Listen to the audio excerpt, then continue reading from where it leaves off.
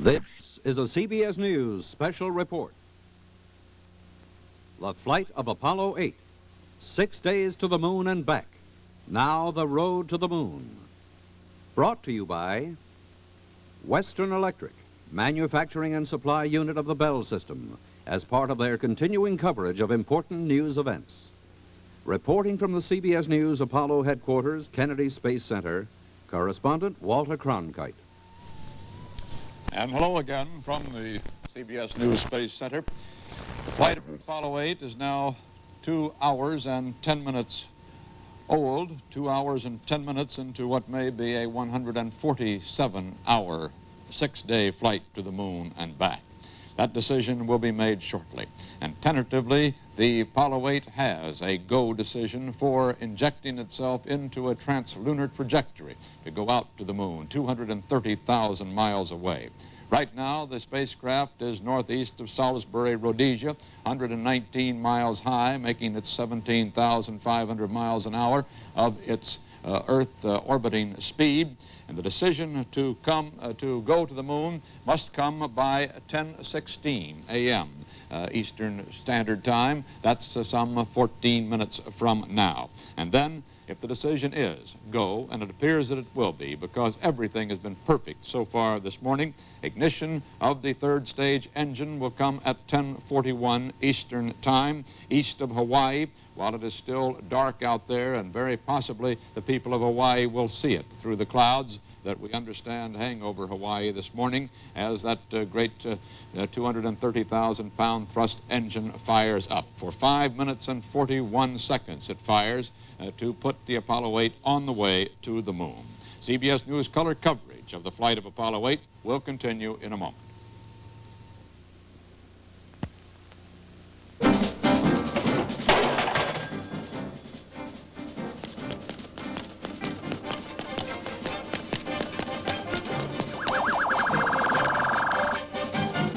Who in the world would treat a telephone this way? Western Electric. Western Electric builds rugged phones and tests some of them beyond endurance.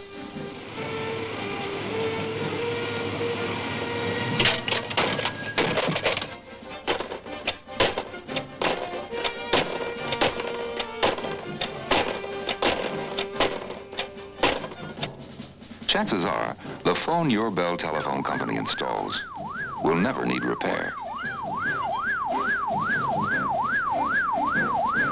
You can take your Bell phone for granted, because we don't at Western Electric, manufacturing and supply unit of the Bell System. If it should turn out that they cannot put the Apollo 8 into a lunar orbit, or choose for any reason not to, if any of the spacecraft systems begin to act up in this next 15 or 20 minutes from now, or the third stage of the Saturn booster does not function properly to put the spacecraft into the lunar orbit, it can still go out to the moon and come back perhaps, not if the S-4B third stage doesn't fire, but if the other decisions could be made, they might do that. They could also go out for a high Earth orbit or just stay in a low Earth orbit for up to 10 days to test out the other Apollo systems. It doesn't appear that any of that is going to be necessary. Everything is going smoothly for the translunar trajectory. Let's go out to Downey, California now, and Bill Stout. And Bill, can you and Leo Krupp, our test astronaut in the Apollo 8 mock-up there at North American Rockwell, give us an idea of what the astronauts are doing as they come up on this important pass across Africa and the Indian Ocean before the decision to go into translunar trajectory. Walter, Leo is chief Apollo research pilot here at North American, and I imagine that he, like you and me and everyone else, is sweating out these next few minutes to find out if the decision is going to be to go for the moon. While they're waiting, I imagine they're pretty busy even while they're waiting, but while they're sweating out this decision, Leo, what are they doing? What chores are there for Borman and Lovell and Anders at this point? Well, right now they're probably going over their translunar injection preparation list.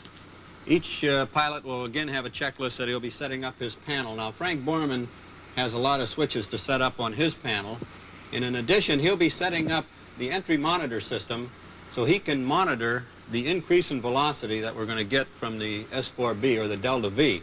Now the way he'll do this, he'll take this function switch here and move it to delta V set. And then by pressing this slew button, he will be able to slew in the delta V that the S4B is going to attain during this maneuver. Now I believe it's somewhere in the vicinity of 10,000 feet. I don't have the exact figures. However, he will slew this until he's reading 10,000 feet or the proper value in this window. Delta V is simply velocity, isn't That's it? the change in velocity. Change in other in words, velocity. the velocity we're orbiting at the present time, when we fire the S4B, we're going to gain a delta V or an increase in velocity of approximately 10,000 feet per second. You have to pick up 10,000 feet per second to escape from the Earth and make that trip around the moon. That's right. That'll bring us to approximately 25,000 miles an hour. As soon as he gets the delta V cranked into this window, he will then take this switch to auto and move this switch to delta V. Now he's now armed the circuit so that when the engine does fire, the acceleration that is felt, there's an accelerometer in this system that will sense that acceleration and integrate the acceleration and start counting this velocity down. In other words, as the engine fires, this counter will be running in a decreasing direction. And it's an automatic shutoff when the proper velocity is reached. Is that Well, correct? if everything works properly, when the delta V reaches 0, the S4B will, at that time, have its shut-off signal.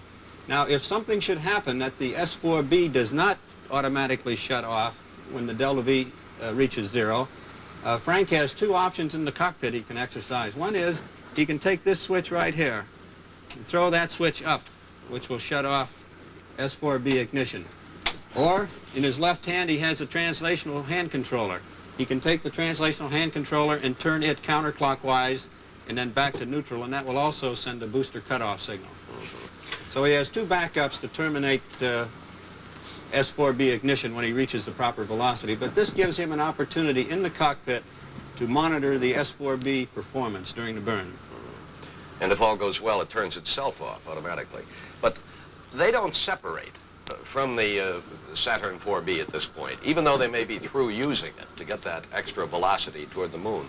They stay with that part of the spacecraft for a while longer, don't they? That's right. They'll stay with the S4B approximately 13 or 14 minutes after cutoff, and during this time the S4B attitude system will be putting the vehicle to the proper attitude for separation, which is a maneuver that will follow the translunar injection. There's one other point, Bill.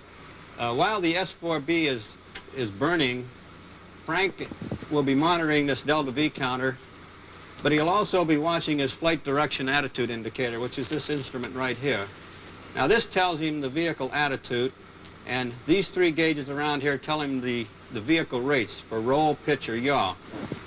Now, if everything goes well, the rates should stay rather low. If they exceed plus or minus 10 degrees a second, it would probably indicate a failure to him, in which case he would execute an abort. But so far, at any rate, and it looks as though it's going to continue that way, Walter, so far everything seems to be going smoothly. Leo, here at Downey, in our mock-up, sees no reason for any concern, at least not yet. Bill, Leo? Bill? Yes, Walter. And Leo, why do they stay attached to the third stage for that 13, 14 minutes after the firing, after the end of the ignition period? Well, there'll be some ground tracking, Walter, and also we use the S4B stabilization system and attitude control system to get us in the attitude we want. Well, that way we conserve the service module RCS propellants. And after this period of 13 or 14 minutes, then we will do the separation maneuver and turn around, translate out with the command service module, turn around, take a look at the S4B. We want to see if the slaw panels come off good this time. Make sure everything works when they cut off from it. Yes. That's the idea. Walter, I'm intrigued, too, by another time element in all this. You said that the decision is due in about, 5 or 6 minutes now. And yet, if that decision is to go, it'll be another 25 minutes before they act upon it. Do you know the reason for that time lag? Well, I suppose the final sort of countdown in the ground control station Bill, for that. I've got the flight plan right in front of me. Let me see what they do during that period, and I'm sure that Leo knows as well. Let's see, they get the go, no-go for the TLI, the translunar insertion. Then the commander, that's Borman, is aligning and drifting, and alignment and drift check. What's that, Leo? Well, he'll be aligning his FDAIs, these two flight direction attitude indicators, to make sure they both agree. Also in this time period, Jim Lovell has been down in the lower equipment bay getting out all the camera equipment and so forth. And during this period of time, he gets back into the couch and gets strapped in and gets his couch reconfigured, which is rather time-consuming. So it isn't just a matter of wanting to have a 25-minute delay. It's a matter of having a number of things to do, and they take that much time. That's about the way it is, Leo? That's right. And then, of course, they've got to get into just the proper attitude for that burn and monitor that attitude and be sure that they are in exactly the right position before they kick off for that 5 minutes and 41 seconds in which they accelerate. Let's see, Leo, they go from 17,500 miles an hour to almost 25,000 miles an hour in 5 minutes. That's a pretty snappy acceleration, isn't it? It's 6,700 miles per hour, I think, actually, in 5 minutes and 11 and a half seconds. So it's they got a pretty good boot out of this. That's going to be just like a catapult shot off a carrier, Walter. Right. That doesn't make it sound very comfortable, but it is a jolt. Well, we'll be coming back. Stick around, gentlemen. Don't leave the spacecraft under any circumstance. We're not allowed to, Walter. Well, we got an interesting word from Paul Haney a moment ago. The Borman-Lovell-Anders team so far hasn't been a bundle of laughs up there. They've been pretty busy, of course. There hasn't been much banter back and forth, although the communications channels are great. But a moment ago, Borman, reporting in over the Canary Islands, identified the spacecraft as Gemini 8. And it caused a little bit of a laugh in mission control. He was working one flight segment behind with the Gemini flights. This, of course, is Apollo 8, and there's quite a bit of difference. We are told also a moment ago that TASS, the Soviet news agency, had given a rather detailed and rapid report from the States here to the Russian newspapers on the launch of Apollo 8. No editorial comment, a straightforward report. Soviet television, which frequently does tie in to European television, which did carry the launch of Apollo 8 live, did not do so. There has been no television scheduled on the Soviet system of the launching today so far. Perhaps the Russians are waiting until Apollo 8 actually succeeds in circumnavigating the moon. CBS News color coverage of the flight of Apollo 8 will continue in a moment. You know what that looks like? Some licorice sticking up in a candy store. Looks like a porcupine to me. But the inside of a telephone, it is.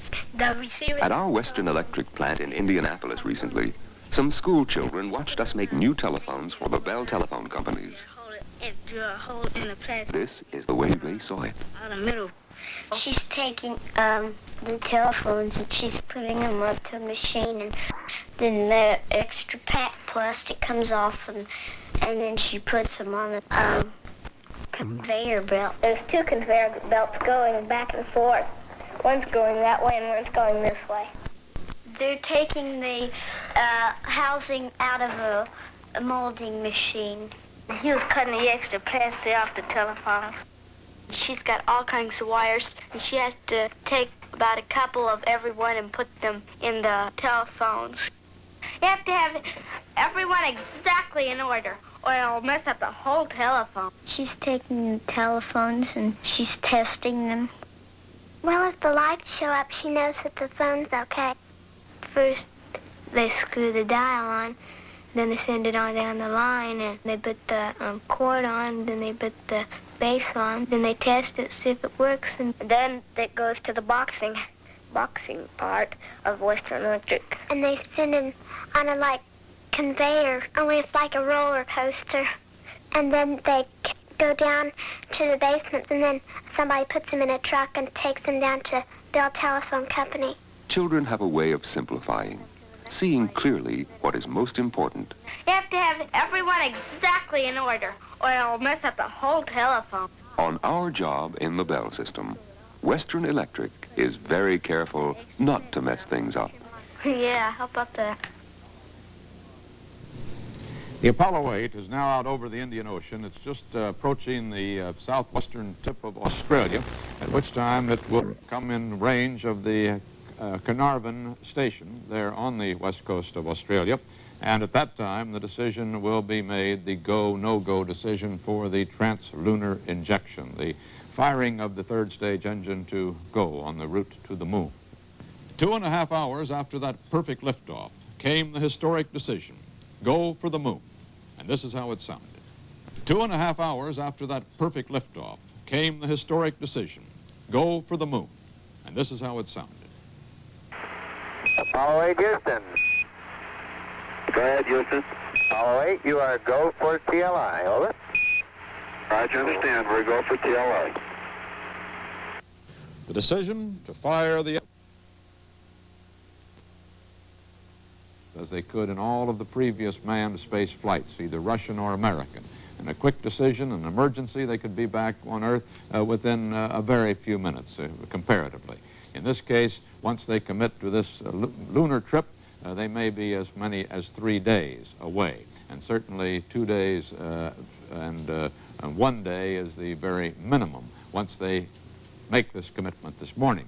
So they want to be sure that everything is working perfectly. Their environmental control system, the system that purifies the air, taking out the carbon dioxide, odors and particles from the air in a lithium hydroxide canister and turning that bad air into good again. That has to work perfectly, obviously, or they don't have air in their spacecraft. And the water, the fuel cell byproduct, the fuel cells being the power source that is created through the mixture of liquid hydrogen and liquid oxygen, a byproduct of that power that is created by the mixture of those two substances creates water, and that is their drinking water. If that isn't working, they don't want to go, of course. They couldn't go. The propulsion systems all have to work. They've had one firing now of the J2 engine in the third stage, and they expect that to work again. They've been testing the auxiliary propulsion systems, the attitude control systems on the third stage, and their own attitude control systems on the spacecraft. The service propulsion system they cannot test, and that's the very important one because that's the one that puts them into lunar orbit and gets them out again. And it may be that Houston, Mission Control, has now established contact with the spacecraft again. Let's listen for Paul Haney at Houston. We have just acquired Carnarvon, and here's how that conversation is going.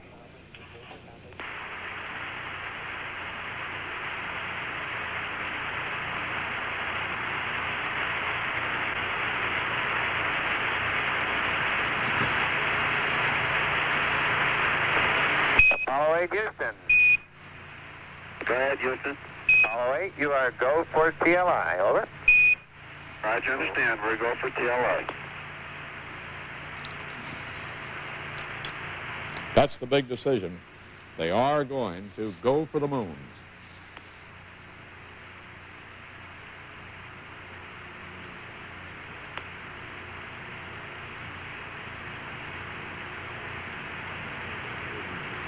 Wasn't any excitement from Apollo 8. No cheers that we heard. But that's the big one. This flight of Apollo 8 will be committed to the moon trajectory. That means that at 5:41, that's about 22 minutes from now, 10:41, about 22 minutes from now, they will fire the third stage engine. And with the boost of that 230,000 pounds of thrust, accelerating them an extra 6,700 miles an hour in 5 minutes and 11 seconds, they will achieve the velocity to escape from Earth orbit. Not to escape entirely from Earth gravity, but to escape from Earth orbit, enough to get out 230,000 miles to the moon. We'll continue to listen to Mission Control. It is being fed into us here now in case there is further transmission through the Carnarvon Station in Australia to the Apollo 8, 119 miles above Australia as it approaches that west coast of Australia. Position you see here now.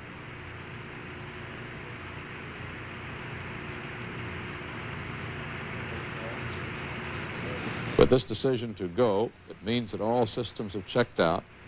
The ones I reported to you a moment ago, the propulsion systems, the life support systems, the guidance and control systems, navigation, and the means of measuring their inertial attitude, the controls, the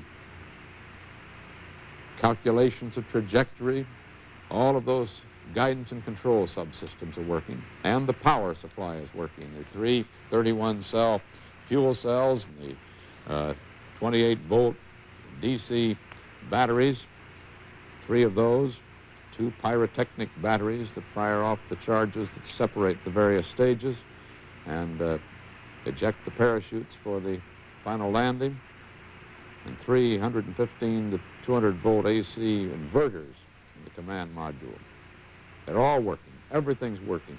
Spacecraft and its third stage, its service propulsion system, are ready for insertion in lunar trajectory.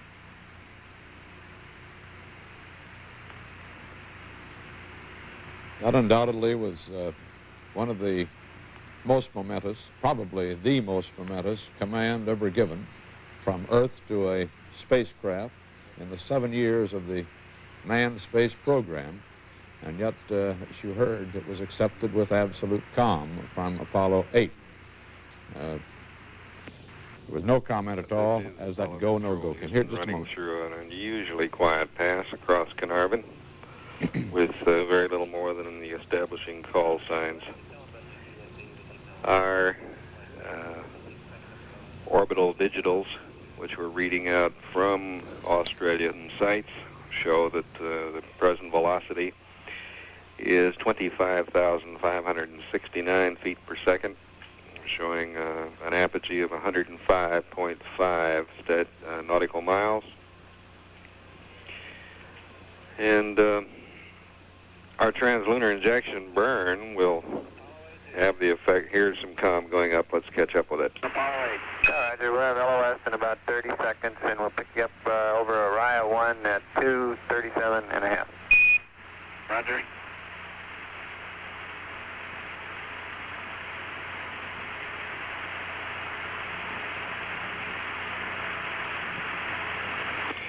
Apollo control back here. The TLI burn will add 10,500 feet per second, perhaps a foot or two more per second than that, but that's very close.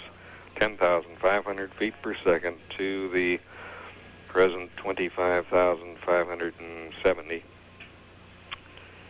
And the duration of the burn will be slightly more than 5 minutes. It is to occur at 2 hours and 50 minutes into the flight. We have a combination of stations will be seeing it. The ship Mercury will see it. It's parked about 1,000 miles southwest of Hawaii. Hawaii also should see it. And in a very few minutes, as the spacecraft starts away from the Earth, the big dish in Goldstone, California, will acquire. At 2 hours and 33 minutes into the flight, this is Apollo Control, Houston.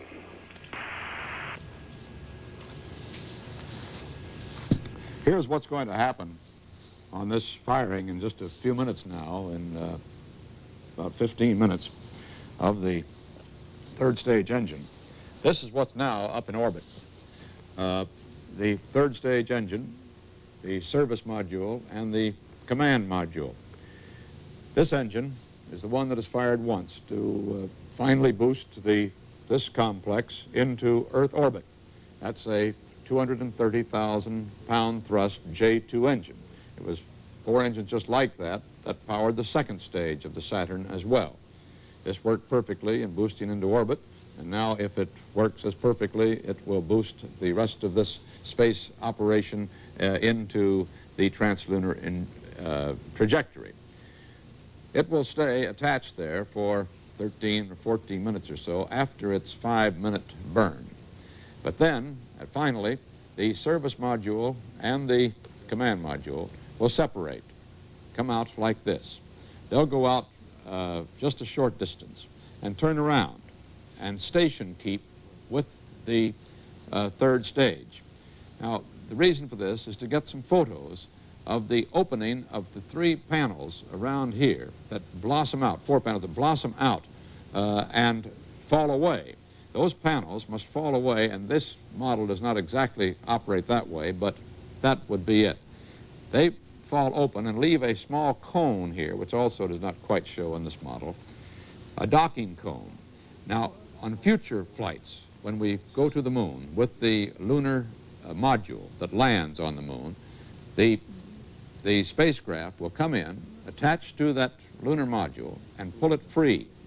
Well, pull it free. I hope it works better in the model, like that. At that point, it pulls this bug loose.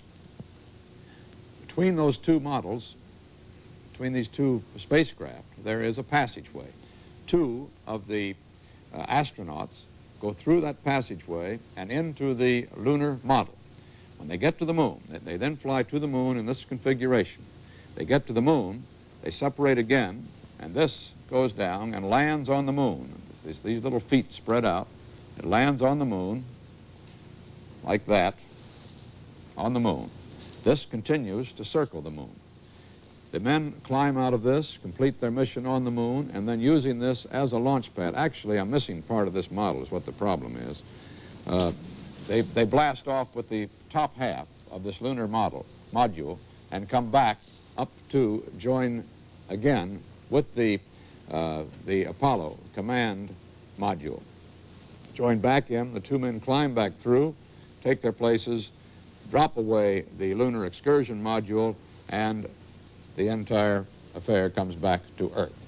When they get back to Earth, as they do in this particular flight, finally the command module separates from the service module, and just this end, the command module, comes back to Earth in that fiery reentry of 25,000 miles per hour, some 7,500 miles an hour faster than any man has come back from space before.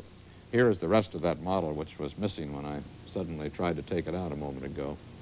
It looks like that as it comes down on the moon, and this part blasts back up and comes back to the command module. Now, this is not being flown in this flight. This fairing is on there as they now fly, waiting for the time to ignite the stage 3. That fairing is on there. They're going to come separate, turn around, take a look, and take a picture as that fairing falls away. Because in the Apollo 7 flight, the fairing caught. One of the 4 panels stayed didn't distend entirely, and that might have caused an abort in a moon mission if they had had to go in and try to pick up the LEM. Since that was not necessary on the Apollo 7 flight, no harm was done. But they want to be sure that this fairing is operating properly, so they want to get some pictures of it this time. In there, on this flight, there has been only dummy weight, water actually, to simulate the LEM. The production of the lunar model has been delayed somewhat, and that's why this mission was decided to go out and take a look at the landing spots and photograph them on the moon, test the moon mission without a lunar excursion module. But now Apollo 9, which is expected to go in late February or early March, will take a lunar excursion module into Earth orbit and practice with it this technique of pulling it loose, of it detaching itself, the men going through it, the passageway and all that sort of thing in Earth orbit. And then Apollo 10, probably in the middle of May, will go out to the moon and practice landings down to 50,000 feet, but not actually land on the moon, unless perhaps they get daring and decide to go ahead with a moon landing as early as May or June. This time they'll take the look. Once they've had that look, the spacecraft will move away, get out of range, and the S-4B will begin to vent the propellants that remain in its tanks, liquid oxygen, liquid hydrogen, venting those propellants, that is just pumping them overboard, will give it added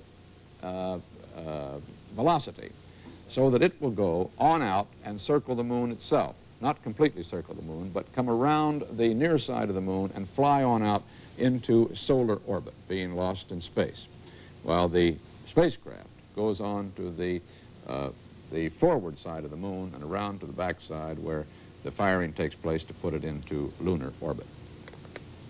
That's kind of a long and probably too detailed explanation, telling you more than you want to know about how this is all going to take place. But that's the way it is.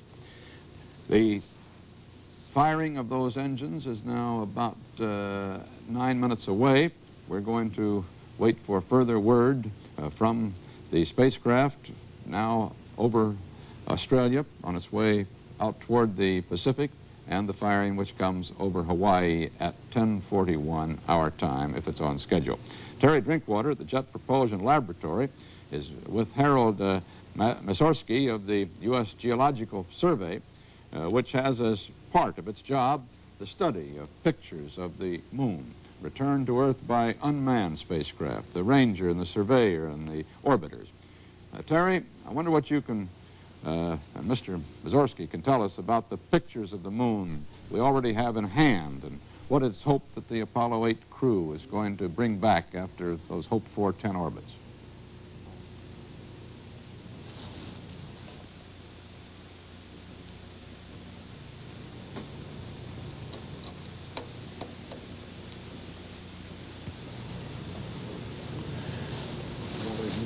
Well, we apparently have an audio problem there with picking up Terry Drinkwater. Terry, I don't know whether you can hear me or not, but we're not hearing you. So if you'll stand by, Mr. Mazorsky may get back to you after a while, I hope, and can get the report on those earlier pictures. Perhaps, as we wait for that firing of the third stage for the translunar injection, I could show you on some models here just what that flight is going to look like. If you'll hand me that spacecraft again.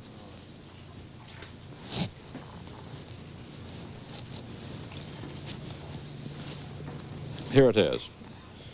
Now, this is what it looks like now, of course. This is the Earth. Circling the Earth and coming around the far side to us of the Earth, the Pacific. It'll come around over Hawaii. At the Hawaiian point, this back engine fires, brings the entire spacecraft out on the translunar trajectory, so-called. As it gets out here to the full speed of 25,000 miles an hour, which is needed to get to the moon and escape from the Earth's gravity, this separation takes place, and the job of the third stage is completed. It continues its flight and goes around the near side of the moon, or the trailing side of the moon, I perhaps should say. Then, for 2.5 days, the spacecraft and its service module is on the way to the moon.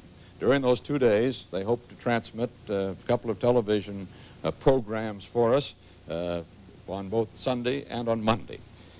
On Tuesday morning, on the day before Christmas, they reach the moon at a point about 70 miles off of the moon's surface, going along the leading side of the moon.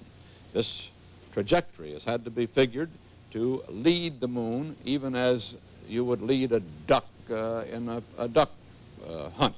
If you were shooting at a flying bird, you have to lead it a little bit. Well, the moon is moving around the Earth, so this trajectory had to lead the moon a little bit. The command module comes around the leading side of the moon. Its trajectory is in this direction. It comes around behind. Now, when it gets back here, there is no further communication from the stations on Earth, the 3 great 85-foot dishes that will be receiving commands and giving commands to the spacecraft. They no longer will be in touch For 45 minutes about, out of every 2-hour pass around the moon, that will be the case. So the spacecraft commander, Mr. Borman, will have to make his decision at that point as to whether to go into a lunar orbit. If he decides not to make that choice for any reason, if he feels that his engine here is not going to work sufficiently and has to work at least twice to do this job, to get him back and his crew back safely, or if they've got any problem in the spacecraft itself, they will not go into lunar orbit. The decision will be made at this point. Instead, when they come out this far side, instead of continuing in orbit, the gravitational pull of the moon will throw them on around and back toward an Earth orbit from which they can make their direct landing in the Pacific. If they do decide to fire the Service Propulsion System engine, 20,500-pound thrust engine, they do it with a retrograde thrust. That is, they turn themselves around to slow down. They've actually been going too fast, you see, to go into orbit around the moon. If they did not slow down, they'd be thrown out of the orbit again and back toward the Earth. So they want to slow down. They will with a retrograde, a braking thrust, and go into orbit around the moon itself. For 10 days of picture-taking and direct observations for the first time, man's eyes on the moon at this close range. After 10 orbits, 20 hours in orbit of the moon, they finally have to fire themselves out of that orbit, and that again takes place out of touch with the Earth stations. So for 20 minutes or so after that firing takes place, we'll be holding our breaths here on Earth until we know that that engine has fired successfully and that the Apollo 8 will be on its way back toward Earth. If the engine does not fire at that point, the spacecraft would be caught in the lunar orbit for the duration of its air and water supply, and that might be only 2 or 3 more days.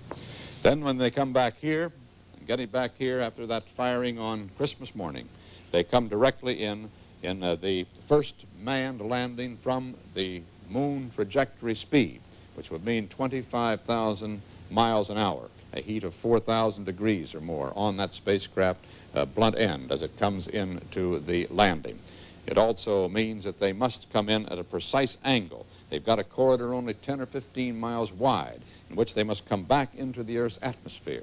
If they come in too sharply, they crash into the atmosphere, in effect, and they would be crushed by the high G gravity forces.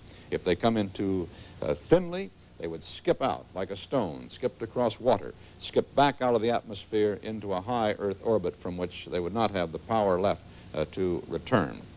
So that will be a critical point in the flight as well, and really the last critical one. CBS News color coverage of the flight of Apollo 8 will continue in a moment.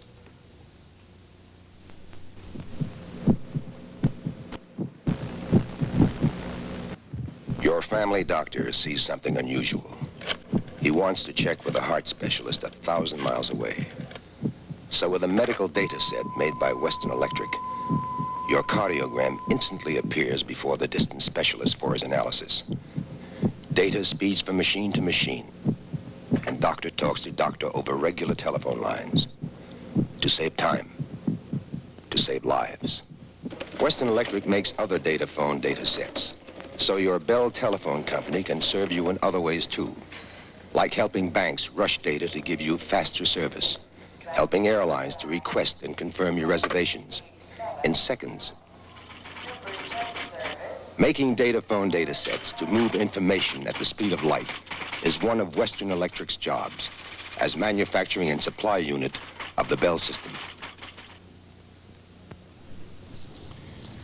In just a minute from now, that translunar injection burn, so-called, the reigniting of the third stage engine of the Saturn booster to put the Apollo 8 on its way to the moon should be taking place. Let's listen to Mission Control. Paul Haney in Houston. Immediately following the burn, we should get a detailed report on it from Frank Borman.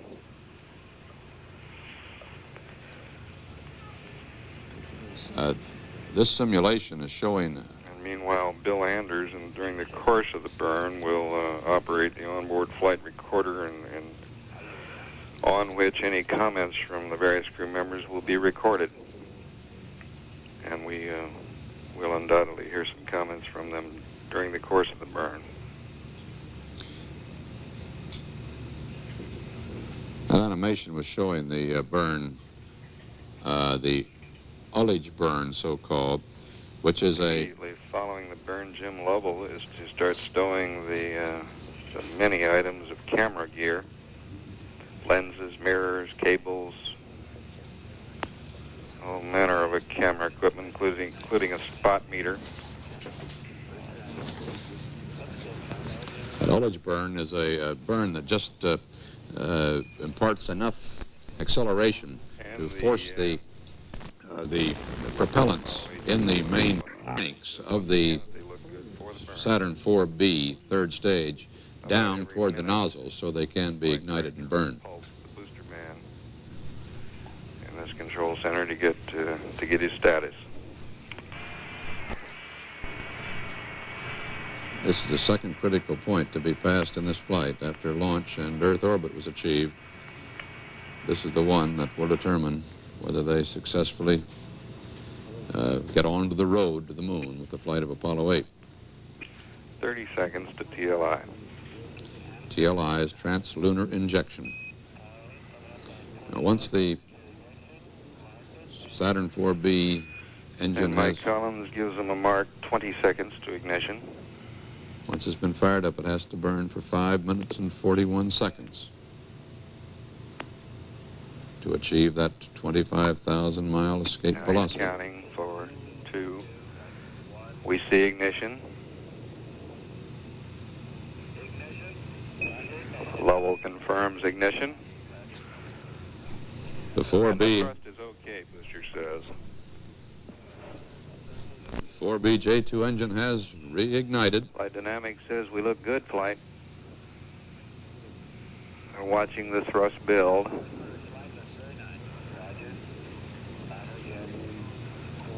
Trajectory, guidance, flight dynamics, everybody in the front, what's called the front trench of this control center, says they're happy. That includes the booster. Collins says you're looking good.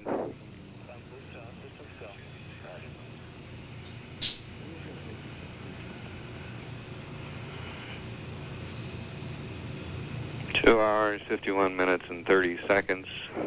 That would put us about a minute into the burn. Apogee now 800 miles and climbing. They're just about to pass the highest point man has ever been from the surface of the Earth, the flight of Gemini 11. That was 850 miles, and they have passed it by now. Hawaii confirms that they've got a very solid lock.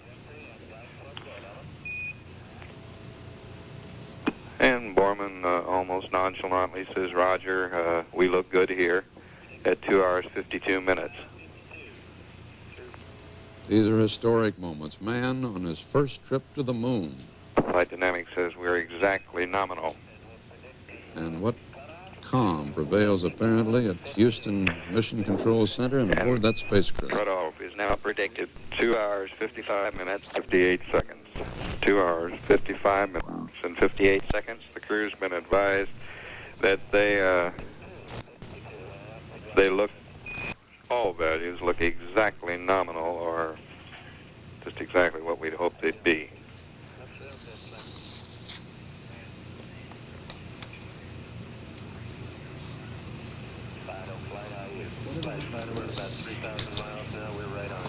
And now our present altitude is now about 3,000 miles, and these 3 crew members are traveling faster than man has ever flown before. There is very little conversation with the crew, but let's cut now to the crew and see what we can pick up.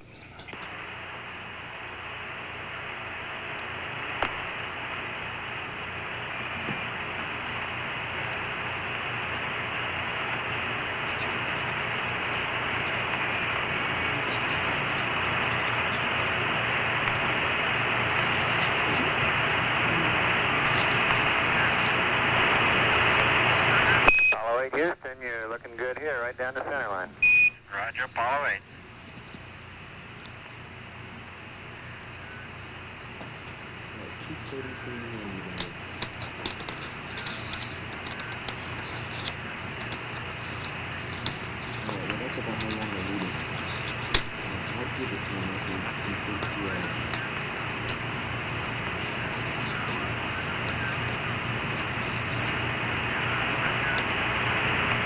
Our velocity now is about 32,000 feet per second.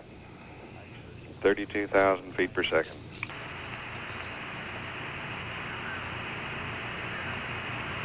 It's getting very close to the 25,000 miles an hour they need.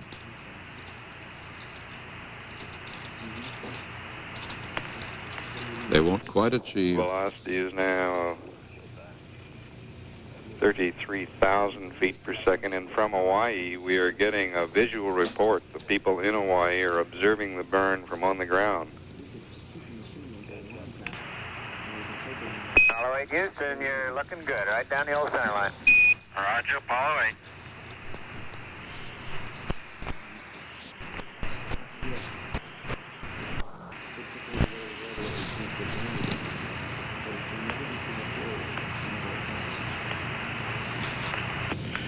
We're about 40 seconds away from cutoff here, and the spacecraft moving at nearly 35,000 feet per second.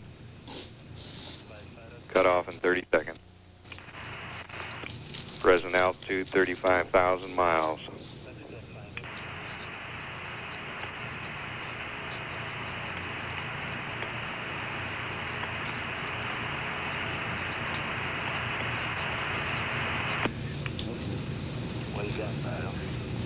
Coming up on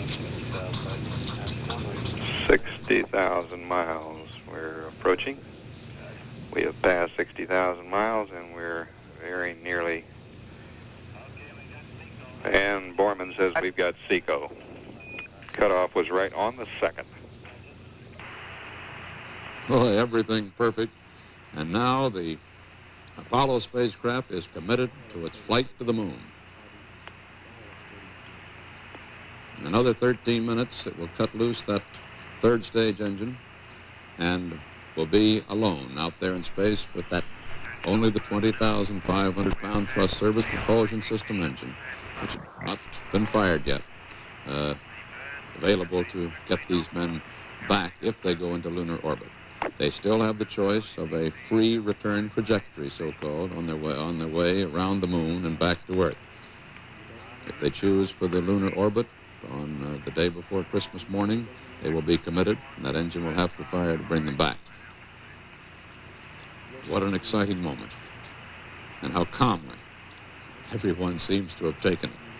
Have we indeed become blasé? That man, after all of these years, 2 hours and 57 set minutes off for the here, moon, just, all the we sources haven't heard that any are being cheers. Looked at, compared, they all are exactly what we'd hoped to see. And more than once we've heard Chris Kraft, the director of flight operations, say, "You're on your way. You're really on your way now." We don't have an exact cutoff figure yet in feet per second, but we should be getting it very soon from the flight dynamics officer. Everything is looking real good down here. Yes.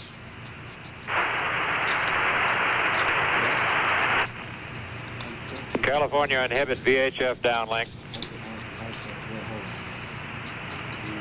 Inhibited.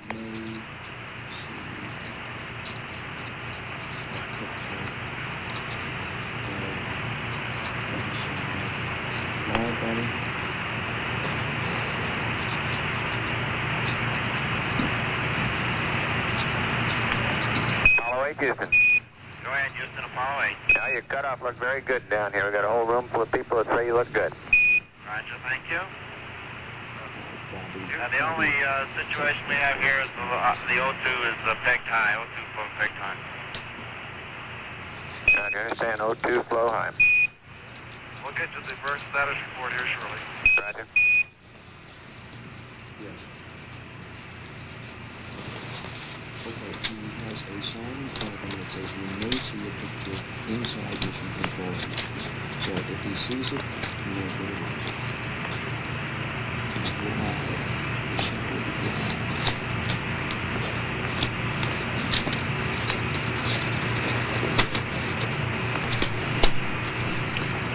a scene inside Mission Control, live Apollo in 8 Houston. Houston, your booster is configured normally, and we're not concerned about the O2 high flow. We think it's normal. Okay.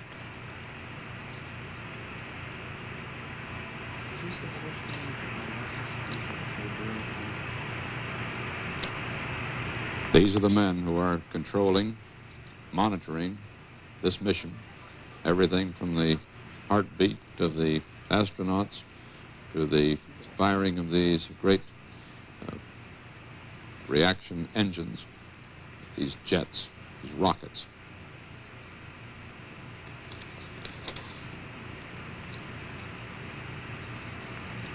This is the first time that we have been permitted a live picture from Mission Control, even as a mission was underway.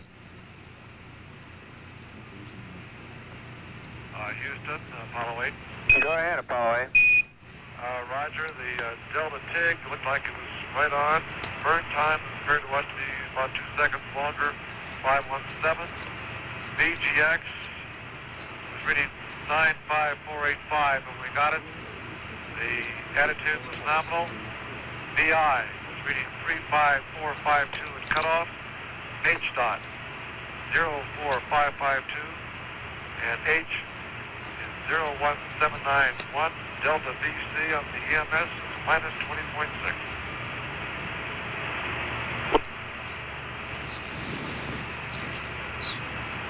All right, we copy that, Jim, and I've got some times here for you. Roger, go ahead. The booster begins maneuver to SEP attitude at 3:10:55. Takes 5 minutes, so it arrives at 3:15:55. And SEP time 3:20:55. Your SEP attitude, the gimbal angle. This is Apollo Control. We're getting a post-TLI report from the crew. I apologize. I quoted some erroneous figures during the course of the burn. Our present altitude is about 240 miles, and very shortly we will get a more precise fix on that. I believe in the course of the burn I quoted some figures in thousands of miles, which should have been in thousands of feet. I apologize. Our new displays are getting a good workout, and some of the people reading those new displays are getting a very good workout.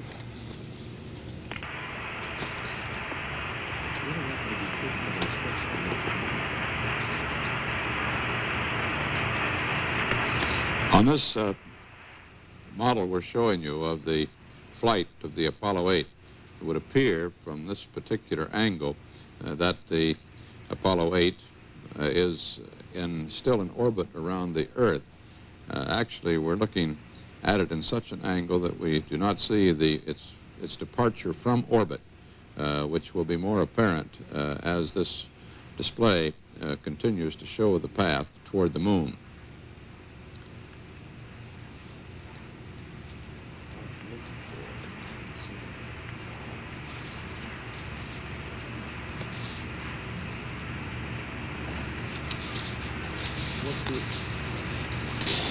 Apollo 8 already now has shattered all space records for altitude for manned flight, and is well on the way toward, of course, setting the most spectacular first of all, man's first trip to the moon. Apollo 8, Houston, go ahead. Roger, I'm going to start charging battery B. This is Apollo Control here. We're watching the altitude plot now. Now it's a good solid trace coming to us through Goldstone. We're up to 879 miles. Our present ground elapsed time into the flight is 3 hours, 3 minutes. At the same time, we're already beginning to see the velocity begin to recede slightly. It's now to 32,418 feet per second. And we'll continue to see that slight lowering in the velocity reading and a constant elevation of the apogee. now 934, 961, and every 10 seconds it seems to be adding about 30 to 40 miles. The spacecraft right now, in relation to the Earth, is just south of the Goldstone station, which has it in solid lock.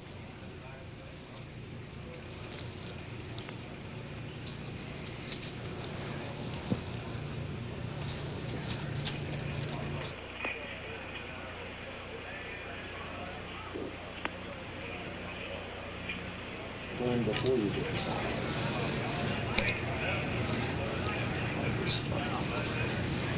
You've got the satellite now.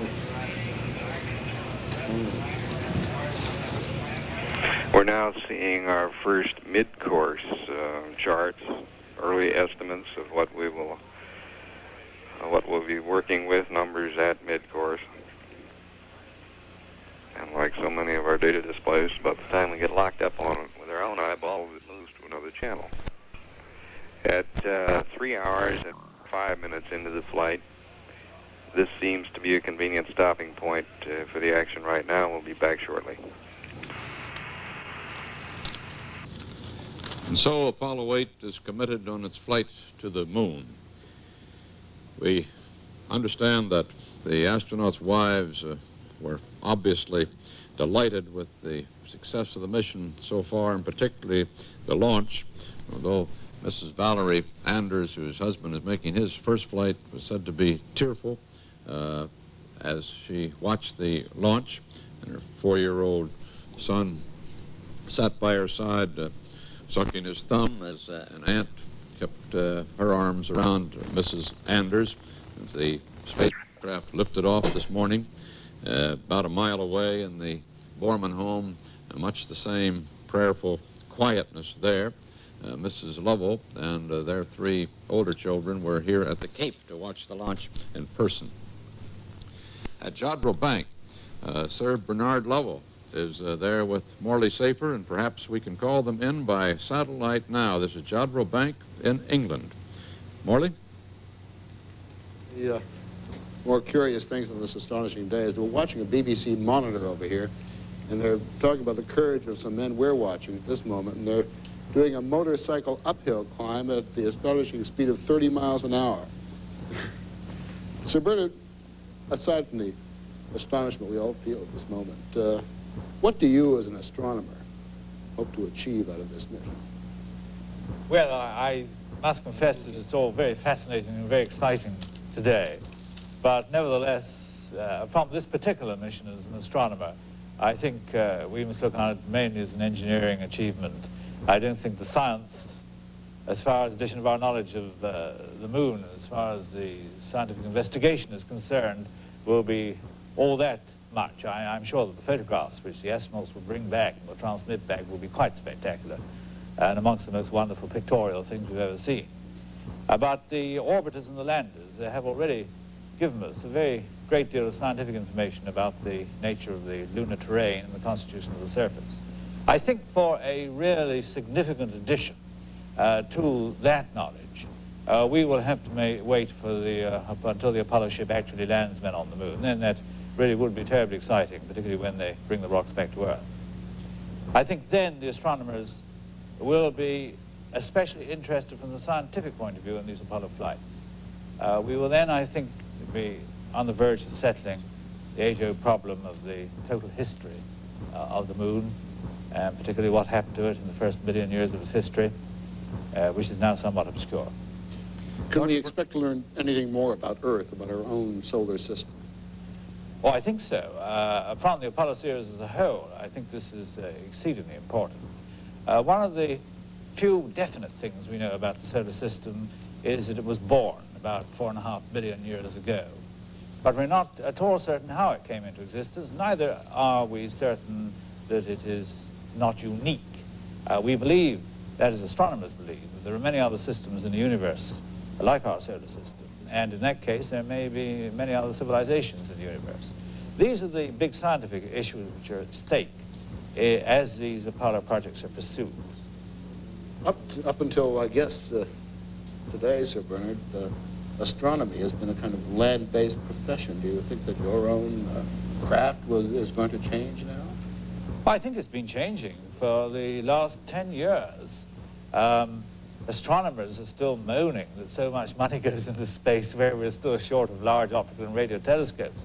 But another group of astronomers have taken advantage of these new techniques. And after all, only 10 days or so ago, the United States launched this marvelous orbiting astronomical observatory, which has telescopes in space and is going to convey information of the universe, not of the solar system, which it would be impossible to get by an earthbound instrument, simply because those radiations are absorbed in the atmosphere. And it is these features of man's newfound ability to push things into space which is so important. That is, getting instruments and individuals shortly onto the moon and then possibly onto Mars, maybe Venus in the next decade or so, and also taking above the obscuring regions of the atmosphere the instruments which extend the information which we're getting with the radio telescope here and the optical telescopes to the other regions of spectrum in the ultraviolet, X-ray and gamma ray region, which are otherwise completely obscured from our view. Sir And Bernard? I think that... Go ahead, excuse me, sir. Yes, Walter. Well, I didn't want to interrupt Sir Bernard. I thought he'd completed that immediate thought. So, Sir Bernard, I'm wondering, there is a feeling here that the astronauts may very well, as I believe Jim Lovell put it, by having a brain at the end of the arm that holds the camera, get some pictures, targets of opportunity, so to speak, and perhaps pictures of the shadow effect and zero shadow effect also on the moon that have not been acquired previously. Do you feel that there might be some small body of knowledge come back from this? Oh, I'm sure there will be small body of knowledge, but I think that as the Space Agency themselves have emphasized, this knowledge will be of primary importance to the techniques of the Apollo craft, not only this one, but the future ones. You may well be right. I think there may be some new information come back about the rills and the small craters, which may be helpful. But I think we're so close to the really major events of getting the Apollo on the surface that these are going to be techniques of the Apollo craft, not only this one, but the future ones. You may well be right. I think there may be some new information come back about the rills and the small craters, which may be helpful. But I think we're so close to the really major events of getting the Apollo on the surface that these are going to pale into insignificance between the actual recovery of lunar material, which we can analyze here. This is really the next major step scientifically. Yes, what I was going to say is that, for my previous question, that it's idle to pretend that our knowledge of the universe can be obtained only in the optical and radio part of the spectrum. We've realized now, ever since the first Sputnik and the first Explorer, that whole new regions of the spectrum are now open to study, purely from the astronomical point of view. These should be exciting months, as well as exciting years ahead, because the prospect certainly looks good now. If this flight goes well, will appear almost certain that we will get to the moon this year, before the close of the decade. I think you're right. It's the events which we've seen here today over the television screens have really been quite fantastic. They do indicate the enormous achievement of American engineering and technology. And I must say, for the first time, I really feel confident that the Apollo 8 program is going to move forward to a man on the moon, literally within months. And this is really the first clear-cut evidence we've had, I think, that the Americans are going to be there before the Russians. The Russian situation has always been a bit obscure. I can see no real possibility of them competing with the timescale which now seems to have been set by this success of Apollo 8. This is going to please a great number of people here, Sir Bernard, to hear you say that, because your opinions are thought so highly of here. Since from your Jodrell Bank Observatory you have watched all of the deep space probes, and certainly must be as aware as any man living of the status of the space race.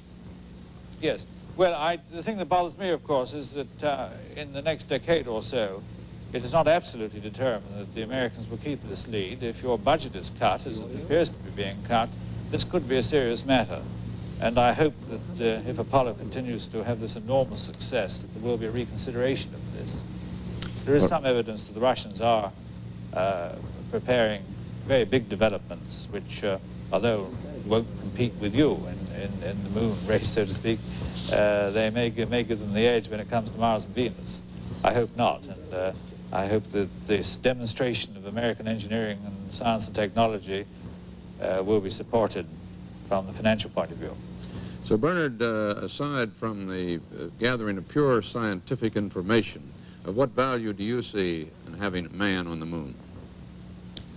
Well, I think that is, from that point of view, I can speak only as an ordinary human being, as a person who believes that civilization only survives if man undertakes these great enterprises.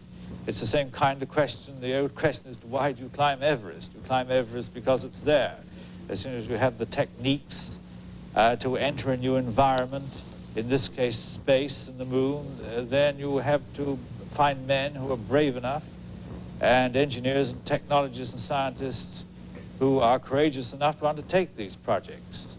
That's what it means to me as an ordinary human being. And I think this is really the driving force behind the advance of civilization. If civilization stops seizing these opportunities, then I think it would decay. Sir Bernard, before we lose the satellite here, John Glenn, the first American to orbit the Earth, is down in Houston, Texas, and I believe we can bring him in on this circuit. John? That would be very nice to speak to him again. John Glenn, are you there? Yes, right here, Walter. Ah, good. We thought we were going to lose you in Houston, but while we could talk to Jodrell Bank, we weren't able to get through to Houston. Right. Well, it's a real pleasure to see Sir Bernard on here again. I spent one of my most pleasurable days in Europe with him. My wife and daughter and I were there a few years ago, and he showed us all around Jodrell Banks and the big scope, and we had a wonderful day there.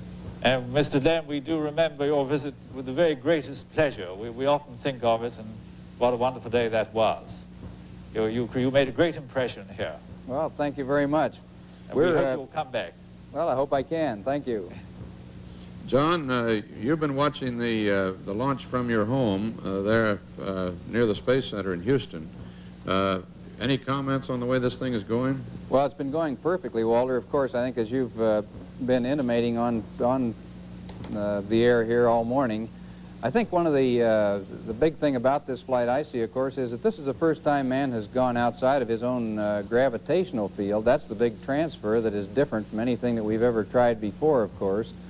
And the first process of this has just been completed, of course, a few minutes ago. In a more general vein, though, about the space program, I was sorry to hear some of Sir Bernard's criticisms of the space program a few weeks ago, because I think we're all sort of working toward the same end on this, the general flow of information that really gives man control over his own future and makes man different from the astronauts. I mean, makes man different from the animals, really. And it's this flow of information that we get both from the unmanned program and from radio astronomy, and we get it from the manned program. And I think we could liken our manned program right now more to another step in man's development of his transportation system. Man's always been limited by his ability to travel, and he developed a capability of getting out of the Mediterranean or making coastwise travel. He developed a boat system, a steamboat system, if you will, and people laughed at it and called it Fulton's Folly. And we went beyond that in airplanes, and people criticized the Wright brothers and said that after their first experiments that it was only a rich man's toy into the future. And now we're developing for the first time a new transportation system that lets man go out and get new information from areas outside the cocoon of his own atmosphere here, which hampers Sir Bernard in his efforts with the big telescope. So I think this is the first big step toward getting man out and getting this information that does give us this control over the future. Yes, Mr. Glenn, I'm sorry, I was really terribly embarrassed by the way in which my remarks seem to be transmitted to the world. I was speaking only about the scientific content of this particular flight of Apollo 8. As against the risks involved, and I'm afraid that my remarks were taken completely out of context and made to apply in a way which I had no intention that they should. I can assure you that I'm a very firm believer in the space programs, and my criticisms were purely local and were not really intended for publication at all. I'm sure we really do see eye to eye on this matter. Well, good. I'm glad to have that clarification, because I was a little concerned that maybe you had become more opposed to the program than I thought you were. You were no more concerned than I was when I saw the newspapers, I can assure you. You know, I think, Walter, in this country we have too much emphasis sometimes just on the space race aspects of this thing. I think the scientific return that Sir Bernard is talking about is what we're all looking to. But I think people should realize that in a new step like this, the main effort so far in the manned program has been to develop the transportation system, to find out what man's limitations are, what the spacecraft limitations are, and those have been the main efforts so far and remain the main efforts so far. Now that the transportation system is just being proved out to completion and just being brought to fruition, more or less, now we're just at the point where we can go ahead with this thing. Now, unfortunately, we have so many other problems, as was indicated, that some of our budget problems are taking a priority up in other areas. John, excuse me, but we're just about to lose our satellite allotted time. And before we do, I want to thank Sir Bernard Lovell for his graciousness in permitting us to be with him at Jodrell Bank on this historic day. And we just lost the picture. I hope he heard my appreciation. Thank you very much. Thank you very much, Sir Bernard. John, don't you go away. Here in the United States, while we can get a picture by satellite, thanks to the pioneering work in space, John, we can't get a picture over landlines from Houston, Texas, of you sitting in your home in Houston. I know you're facing the cameras there, but nothing's coming over the circuit except I have your voice. a red light, Walter, but it evidently doesn't mean much at your end. It probably means stop. You're at KHOU's TV studios, I know, John. There was some talk of having you at your house, but you're at the studio instead. John, you know, it was most fascinating. Last night I saw Colonel Lindbergh here at the Cape. He came for the launch, and with his charming wife, Ms. Lindbergh, and we talked for quite a long time about the nature of his flight in relation to this flight. You know, back in 1927, when he flew the Atlantic alone in that little Ryan monoplane, the Spirit of St. Louis, with an engine, I think it was a Curtiss engine, wasn't it, John? I've forgotten. Yeah, anyway, 232 horsepower, Colonel Lindbergh said last night. You know, a lot of people call that a mad stunt, pure exhibitionism and so forth. But that paved the way for, I think, what is it, 10,000 people a day cross the Atlantic now by aircraft something from like that. New York port alone. This is amazing. You don't know when you make these initial flights, do you, John, just what it's leading to. You're not supposed to know. That's the thing. You're opening up the unknown. Well, that's exactly the point of the whole program. I think that man is curious about how he can make his situation better, and we're curious about the unknown. We want new information. This, as I indicated earlier, is what makes us different from the animals, of course. And it's this curiosity that I think, in particular, in this country, has given this country the greatness that it has. Our curiosity in research and exploration, which almost seems to be an innate characteristic of Americans.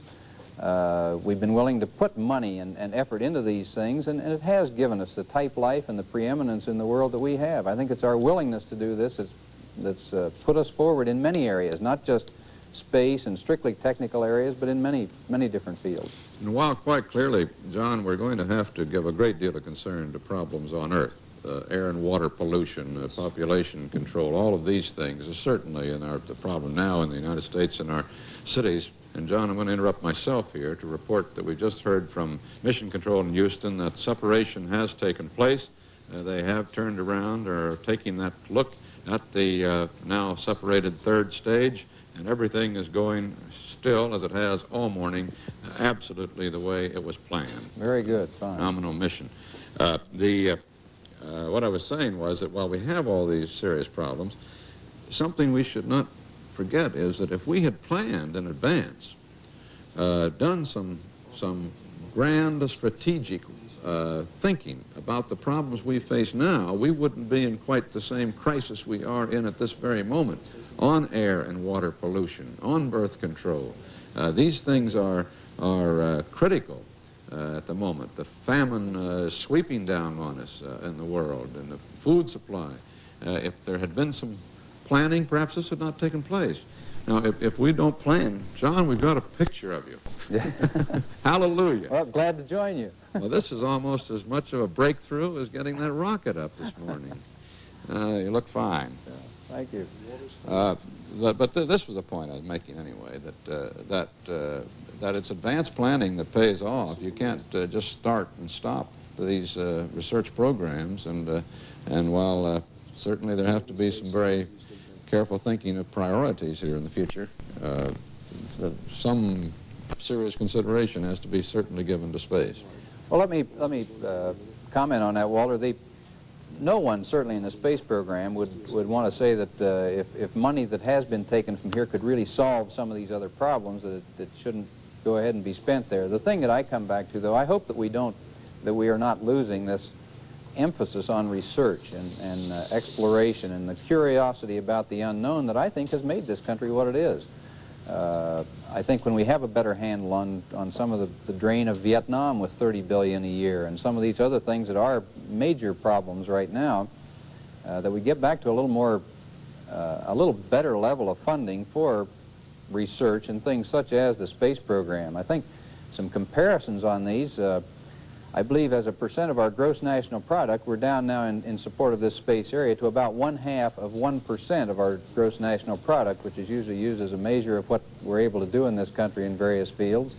The Russians, as a contrast to that, go somewhere between 1.5% to 2% of their gross national product. Well, this would indicate that as a people, they're putting forth some 4 times the effort into their program as we are, and I don't know whether they see this only as a military or propaganda gain, but I don't think we can afford to lag in these areas that the rest of the world is going to tend to follow as technological leaders emerge, whether it be Russia or America. John, I'd like to come back in just a moment. If you have a few more minutes, don't go away. We'll be back very shortly. CBS News color coverage of the flight of Apollo 8 will continue in a moment after this pause for station identification. The flight of Apollo 8 continues after this pause for station identification. This is CBS.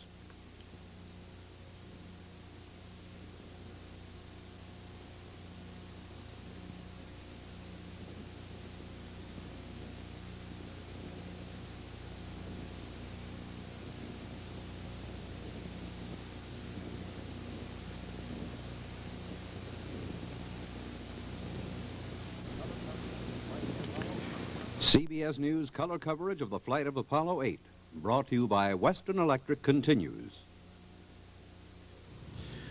Well, John Glenn in Houston, I just wanted to not go away without a proper goodbye, as Sir Bernard Lovell would probably put it. I'm glad that Sir Bernard had been misquoted, he says, or quoted out of context. He does seem to have come around, perhaps in the enthusiasm over the success of Apollo 8. And this is something that I know that all of the space program had been hoping for in this country as well as elsewhere, that there would be, by the example of this flight, a demonstration of the great adventure out there in space, which eventually can pay off for man here on Earth.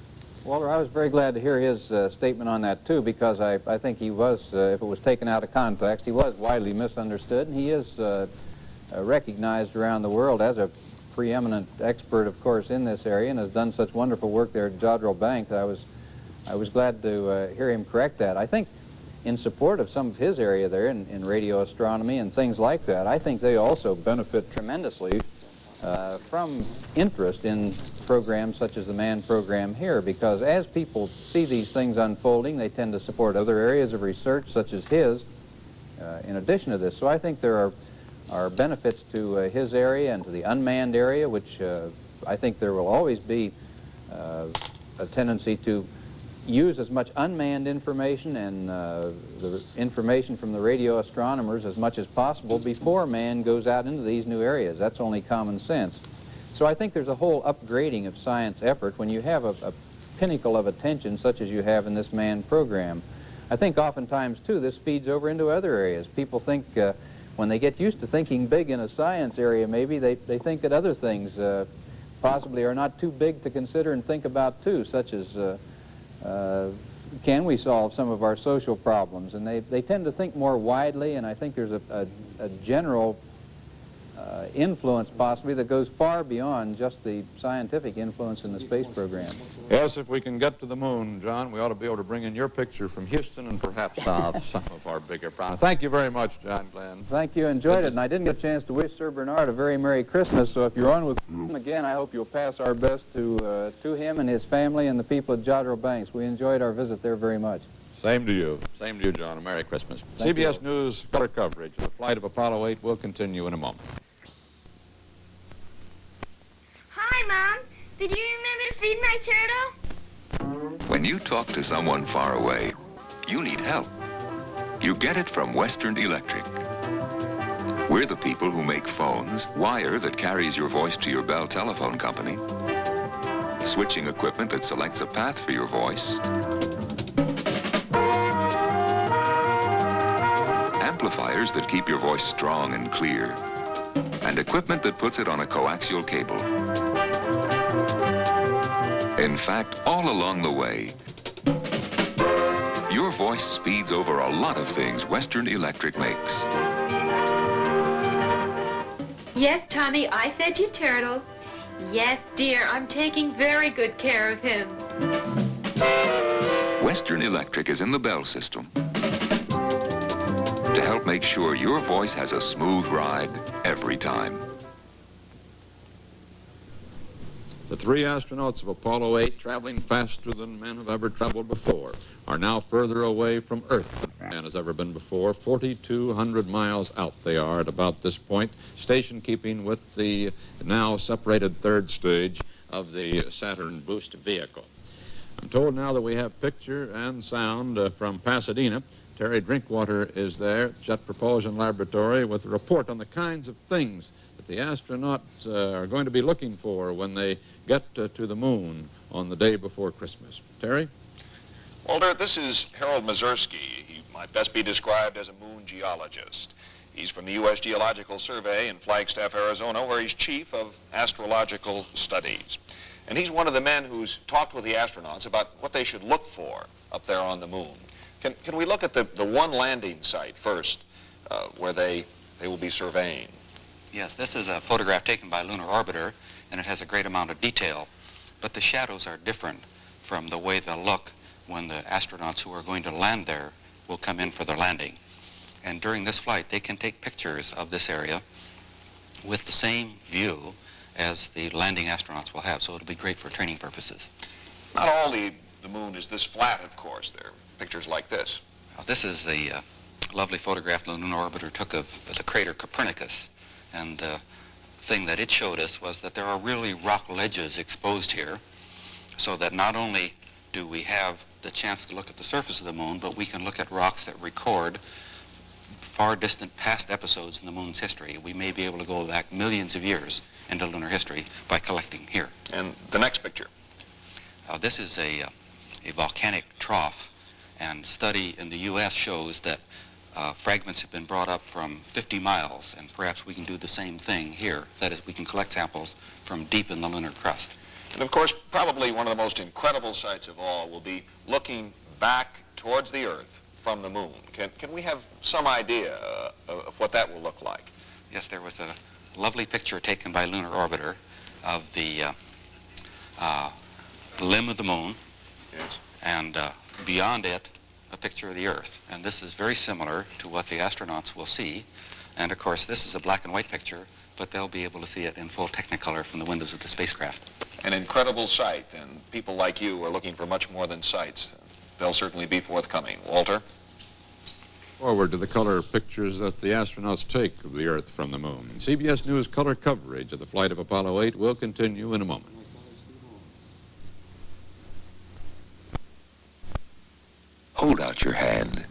We're going to put everything you need to make a phone call here. Things you use to talk, to listen, to dial. A button to get a new dial tone without hanging up. A light so you can dial in the dark. Now we'll put it together for you. There, the new trimline telephone Western Electric is making for the Bell telephone companies. So you'll find phoning more enjoyable, more convenient. Western Electric makes trimline phones in white, in black, and in other smart, attractive colors. Pardon me, if I may. We make Bell phones because in the Bell system, Western Electric is the manufacturing and supply unit.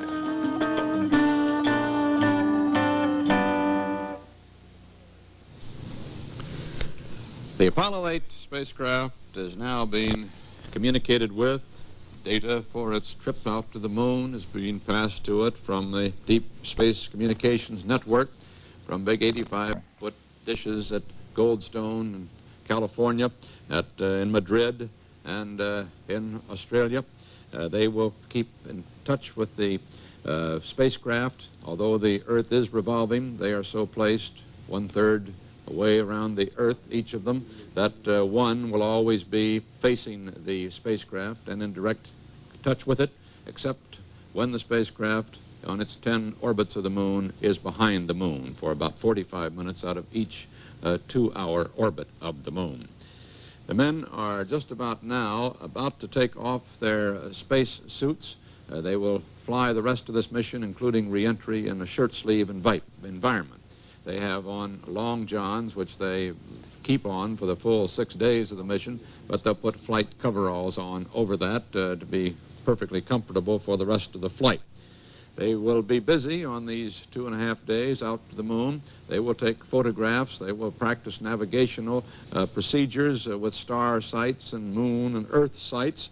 They will be rotating their spacecraft to equalize the 450 degrees of heat from the sun coming from the right to the spacecraft as it proceeds toward the moon. They must equalize that heat so it isn't all on one side of the spacecraft with the other side in the dark, 450 degrees below zero. So they'll be rolling over once every hour, just about at the speed of the hands of a clock. That's called the barbecue mode by the astronauts. They'll have a routine of 17 hours on duty and 7 hours of sleep on the 2.5-day flight out to the moon. The two of the astronauts will be up at one time, and the commander will sleep alone and will be up alone. They will all be up, all three, for all of the principal maneuvers. I'm about to leave now for our New York Space Headquarters. My colleague Steve Rowan will be standing by as CBS News coverage of the flight of Apollo 8 continues. Our next progress report on the historic flight in 90 minutes. This is Walter Cronkite at the CBS News Space Center.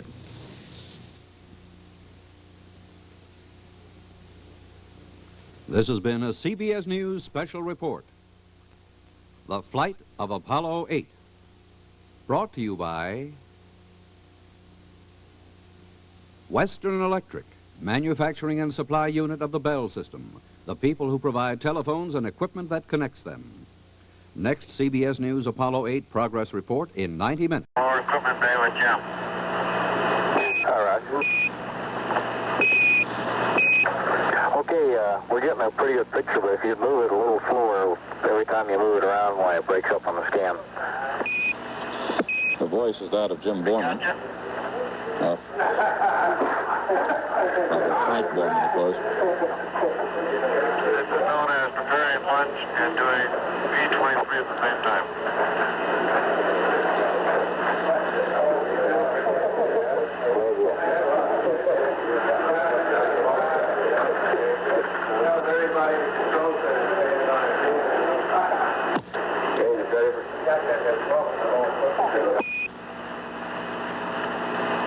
You've got everybody standing on their heads down here. Marco, you got it turned upside down? You got the wrong rest mat. We all have our problems. voices of the astronauts and from the Mission Control Center at Houston. That's really good. The voice of the flight controllers. On the view, we really want you to see us, the view of the Earth. And if you'll break for just a minute, Bill's going to put on the large lens, so we'll be right back with you. Okay, thank you. The astronaut you saw closest to the camera there was Jim Lovell, the Navy captain, who sits in the center seat. That looks like Bill Anders there.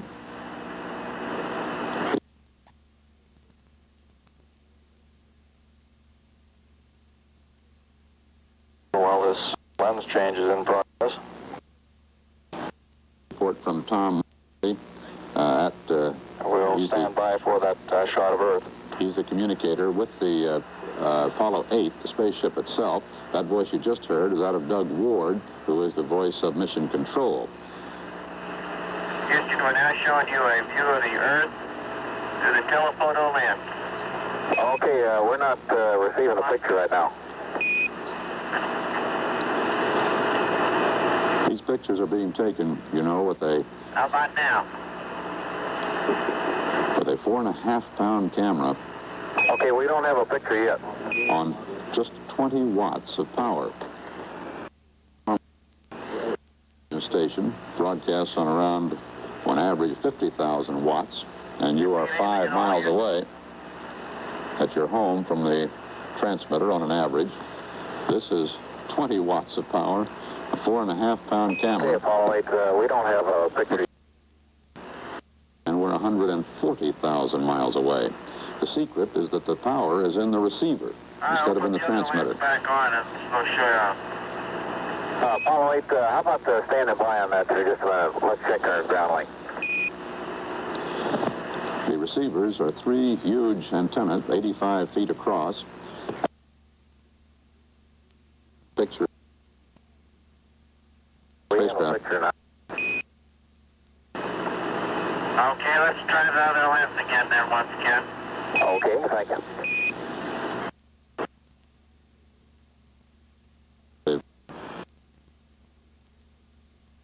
Wide focal lens that they use inside the capsule, inside the spacecraft. It's hardly a capsule anymore. Picture now. That's negative.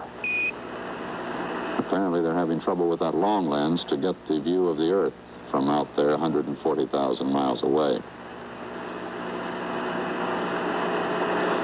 Apollo 8, away there. Yes. There were earlier reports today. Okay, do you have anything, Houston, with that on the Earth? Okay, we're having no joy. Okay, stand by. No Joy is test pilot and now space talk Okay, how for about now, Houston? Still no joy. for failure, negative, not getting what they want out of a mission or an You don't experiment. have a lens cover on there, do you? No, we checked that, as a matter of fact. This will be quite a disappointment, not only Anything? Still no joy. not only to us in this, just the television audience, we laymen who would like to see what Earth looks like from out there 140,000 miles away, and even further, the 230 miles distance to the moon when they arrive there on Christmas Eve. But they would like to test that long lens in looking down at the moon's surface themselves. How about now? Still no joy. It's not critical at all to the flight. Picture? Got it. Yeah, once again, I believe. I'm not sure. Maybe it is the long lens. Okay, we have a picture. You see nothing? Okay, it's a little difficult to see what we have. That's the Earth, but it's not the telephoto lens, unfortunately. It's just a regular inside lens. Okay, it's coming in as a real bright blob on the screen. It's hard to tell what we're looking at. So you're looking through some haze on the window, too, unfortunately. Yeah, the positive is very bright besides.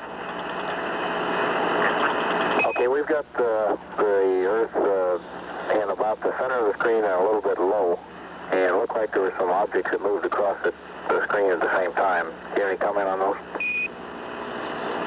That's my water ice coming off the vent nozzle. Roger.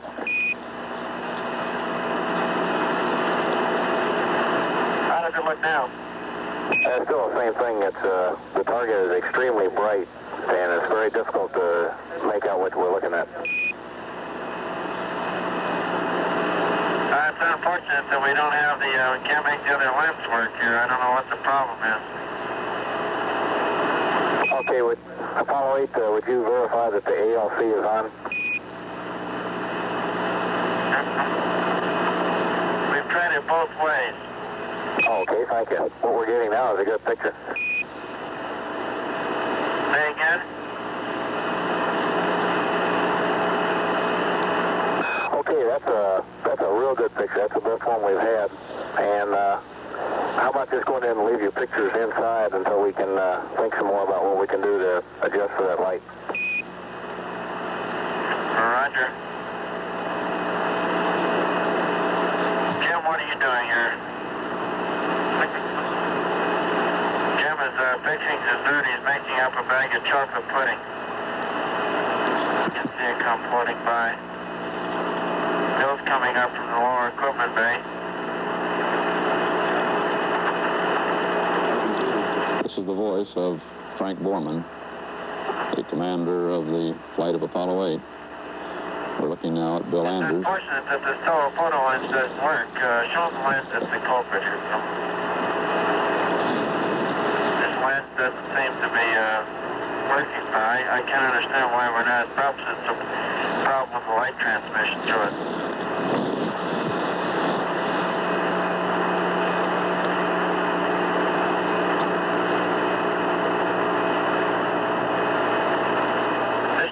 Is coming to you approximately halfway between the moon and the Earth. We've been 31 hours, about 20 minutes into flight. We have about less than 40 hours left to go to the moon. You can see Bill's got his toothbrush here. He's been brushing his teeth regularly to demonstrate how things float around zero G. In the Astros the way he tries to catch that thing.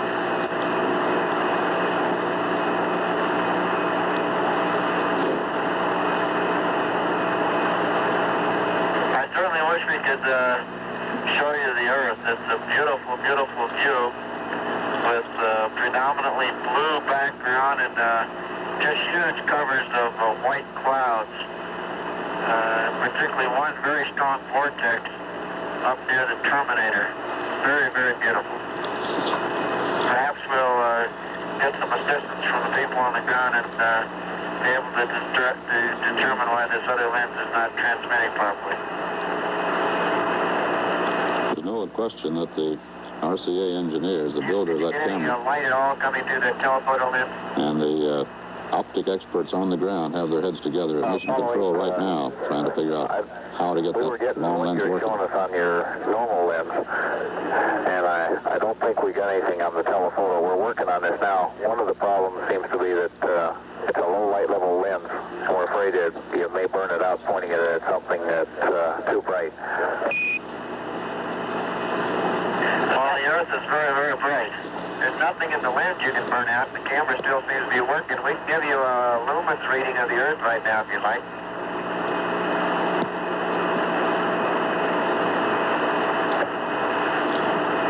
Anders is Hey, Frank, how about a couple words on your health so wide world? Anders is passing a still camera, looked like the Hasselblad, They're in very good shape. to Jim Lovell to take a picture, presumably with Borman using the camera. Bill is playing cameraman right now, and I'm about to take a light reading on the Earth. We all feel fine. It was a very exciting ride on that big Saturn, but it worked perfectly. And we're looking forward now, of course, till the day after tomorrow when we'll be just 60 miles away from the moon. You all look great on Candid TV.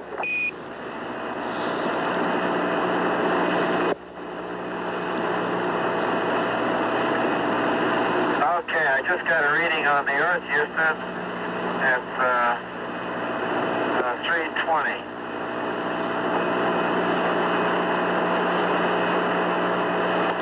The Earth is showing 320 lumens now.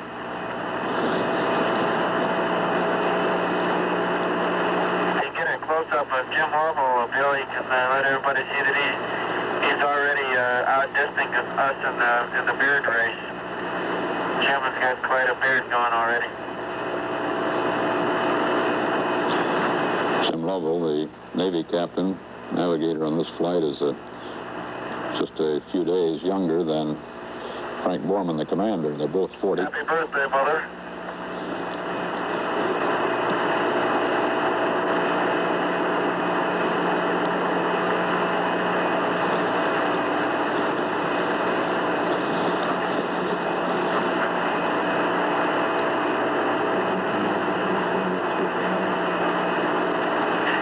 Jim's going to take a shot of us from the lower equipment bay, then we have to get back to our passive thermal control or the barbecue mode so that we don't get one side of the spacecraft too hot for too long a time. So we'll be signing off here and looking forward to seeing you all again shortly.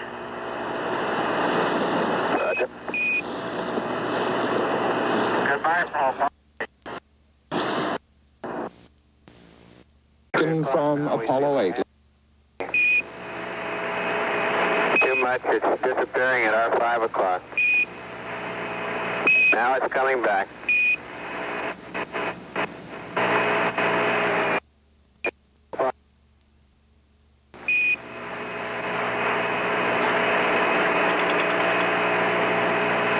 The astronauts have got that camera working. And it's disappeared off to our 3 o'clock. It's coming back in now. It's headed towards the center of our screen. Mark, it's right in the center of our screen. And there it is. And just hold her steady. It's really looking good. A beautiful, beautiful picture of Earth as seen from 200,000 miles away. What you're seeing, Mike, is Jim Lovell.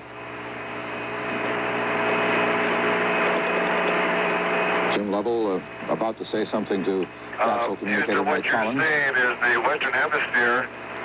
Looking, the top is the North Pole. In the center, just lower to the center, is South America. I can see Baja, California, and the southwestern part of the United States. There's a big long cloud bank going northeast. There was a lot of the Gulf of Mexico going up to the eastern part of the United States.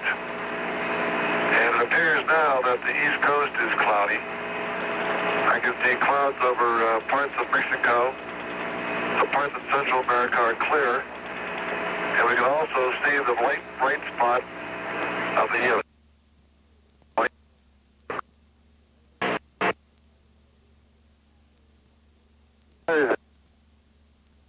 maneuver. It's disappearing.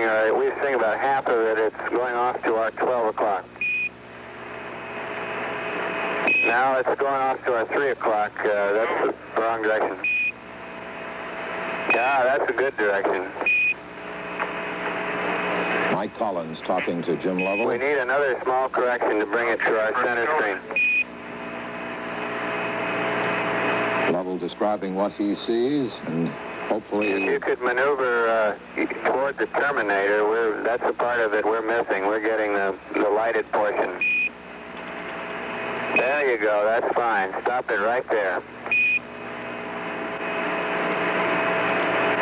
Very hard to hold that spacecraft steady. The waters are all a sort of a royal blue. Clouds, of course, are bright white. The reflection off the Earth appears much greater than the moon. The land areas are generally a brownish, sort of dark brownish to light brown in texture. Many of the vortices of clouds can be seen of various weather cells. And that long band of Cirrus clouds that extend from the entrance to the Gulf of Mexico going straight out across the Atlantic. The Terminator, of course, cuts through the Atlantic Ocean right now, going from north to south. The southern hemisphere is almost completely clouded over. And up near the North Pole, there's quite a few clouds. Southwestern Texas and southwestern United States is clear. I'd say there's some clouds up in the northwest and over in the northeast portion. Roger. Could you maneuver toward the terminator again, please? This camera puts out just 20 watts of power. Stop her right there and hold it. The terminator, of course, is the separation between the daytime side, the side in the sun, and the nighttime Could you side. maneuver slightly more toward the terminator? And as we look at this picture, it's sideways, the way we normally look at a globe. The North Pole is to the left. Pole at the lower left portion of the Earth at about 8 o'clock. As Paul Haney is just explaining also. How's that, Houston? We're getting about half the Earth, Frank. The top half of it, our top half, which includes the dark portion, is obscured. The astronauts worked all day today The with definition on the picture. filters pretty good. and so on to make sure that they would get this picture. 200,000 miles Can you away. see cloud patterns at all? That's affirmative. Good. But having a little trouble lining it up in the lens. We're seeing it. We're missing the portion of the Earth that's over towards the terminator. The dark portion of the Earth is we're not picking up. We're getting about 3/4 or 4/5 of the rest of it. Roger, I'll move it and tell me when I'm getting better or worse, please. Good.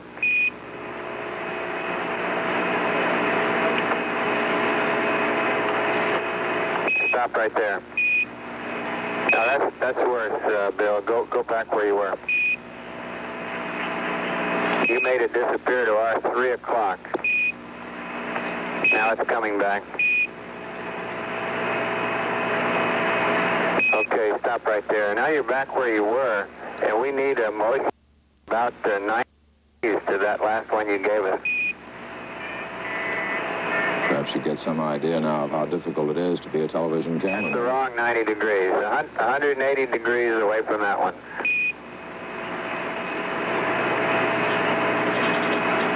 Stop right there. Trying to get that Earth in the center of our picture so that we'll have a good, clear look at it. Okay, now we've lost a different half of it. I need a motion 90 degrees to that last one.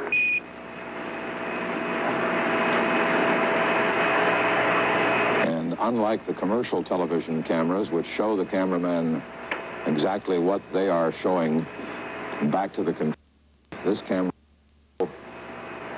viewing port for the cameraman, so the cameraman just has to guess at which way he's pointing it. That's good right there, Bill. That's good right there. Bill Anders has the camera pointed out one of the spacecraft windows, presumably the one directly in front of him. The window to his right is clouded up a little bit with some haze, as has the window to the left. If you can stick your polarizer there in front of the camera without disturbing anything else, it might improve the quality slightly.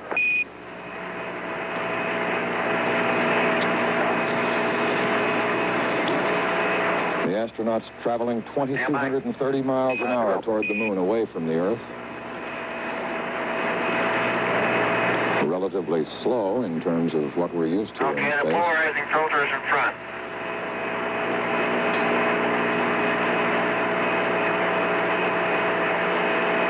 If you lean to the left, turn your head to the left, that dark mass that seems to come in at the top would appear to be North Good. That America. didn't make much of a change one way or the other, but in general, considering how far away you are, it's looking excellent.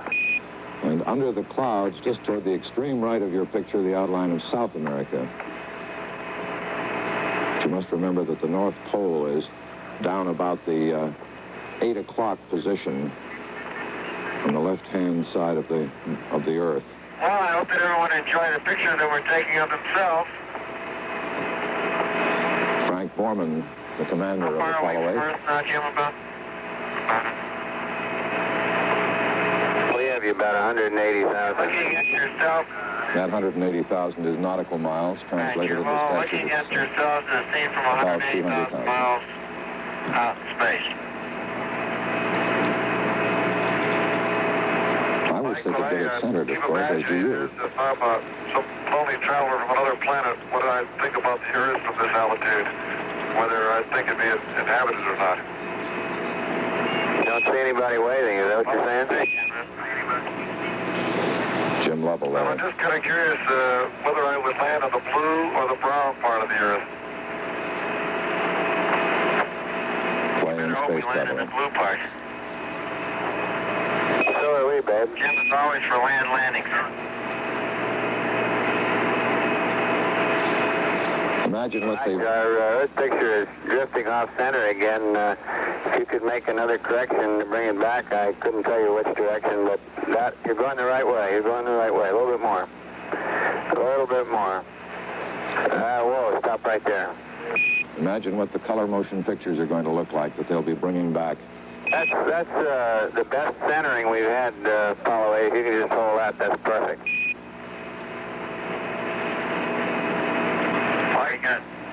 To give you some idea, Mike, what we can see, I can pick out the southwest coastline of the Gulf and where Houston should be, and also the mouth of the Mississippi.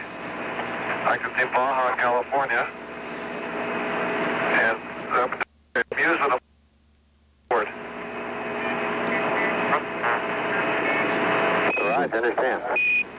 It appear to be the Gulf of Mexico he's referring to at the extreme top of the Earth as we see it. All right, well, we're seeing the entire Earth now, including the Terminator. Of course, we can't see anything past the Terminator at all. Are you able, with your binoculars, to see the dark horizon or anything past the Terminator? Michael Collins in Houston, the captain from Negative, Mike. We can't see anything past the Terminator with the binoculars or without them. This Earth is just too bright, and it cuts down the night adaptation to see anything on the dark side. Right, I understand. Since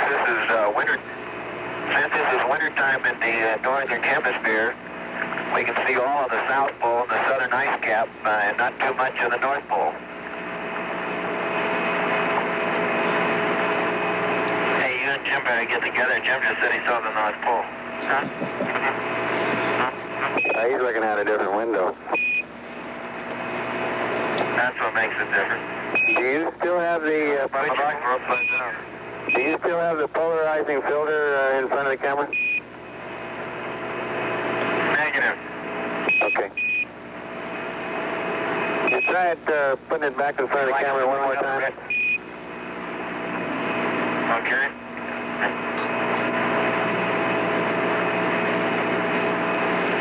Apollo 8 is crawling to the edge. Again, we need a small attitude correction. Our Earth is disappearing up and to the right.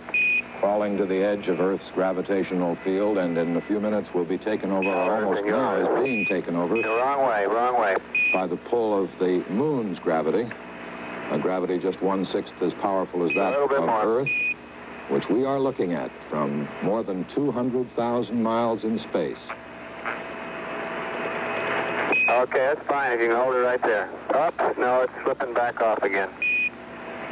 In a few more minutes, that pull of lunar gravity will start to speed the spacecraft's progress toward the moon, and from its present 2,200 miles an hour. Yeah, keep coming, a little bit more. It will speed up to 5,700 90 miles degrees an to hour. that direction. That's the wrong 90, the other way. There we go. A little bit more. No, wrong way. Wrong way, I'm sorry.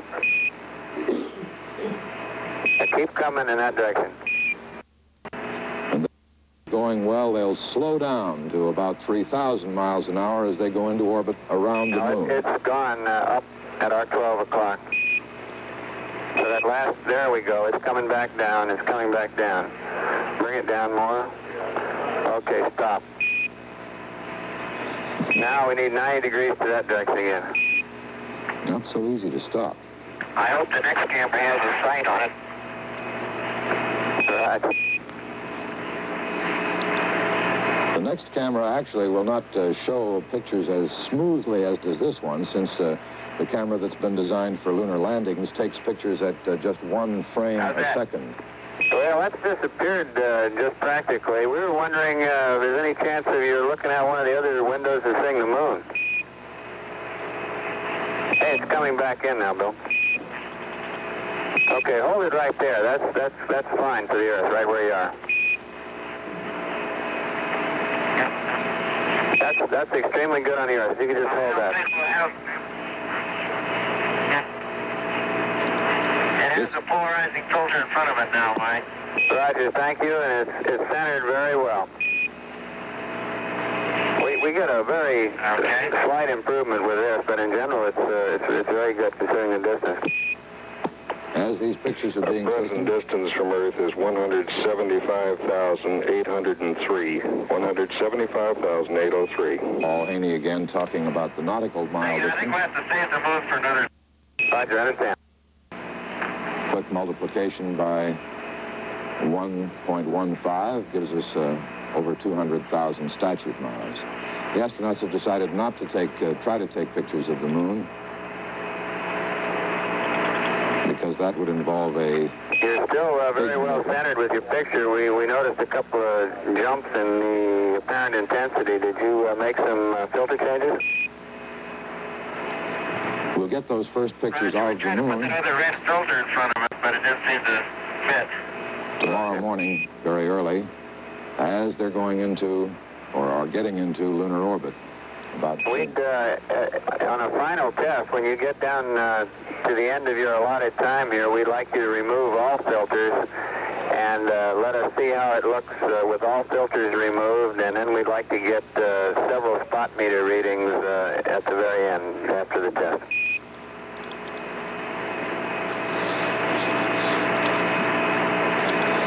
Okay, we'll be removing the red filter now. Roger.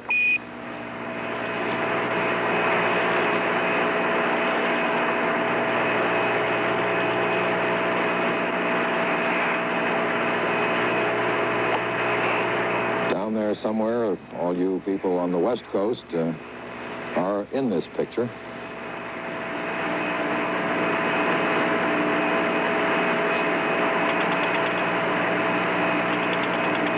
Those of us on the East Coast obscured somewhat. You still have it, Mike. The lens is off now. Roger, we have it, and if you could maneuver toward the terminator slightly, you would again center our picture.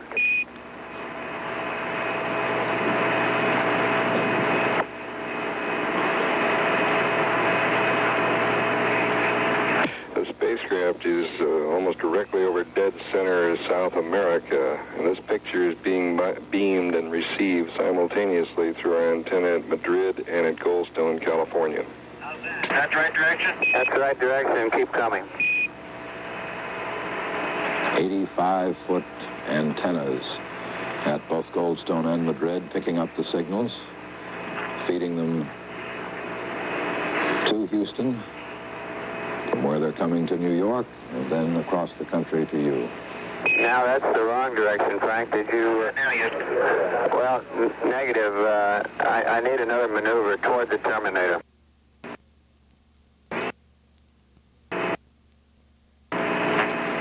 This was scheduled as a 15-minute transmission. It's drifting off the screen to our 11 o'clock. We appear to need a maneuver toward the terminator, Frank. But with the success that they're having in getting a picture of the Earth, if not of... They're apparently continue. No, that's timely the wrong way, Frank. We're starting to lose the picture. There you go. That's the correct way. Frank Borman now apparently taking over, using...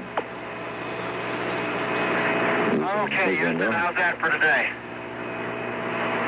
That's just fine, Frank. That's great. We'd like to, at the conclusion here, take 3 spot meter readings. You can do that anytime at your convenience. We'd just like to get some after-the-fact readings on the Earth intensity. Roger, Jim has got the spot meter on now. Thank you. Is it centered now, Houston? Not quite, Frank. Not quite, Frank, says Michael That's Collins. good right there. Hold that right there. That's good. That's perfect. Lest there be any doubts as to whether the Earth is round, and there are still those who belong to organizations which don't believe it,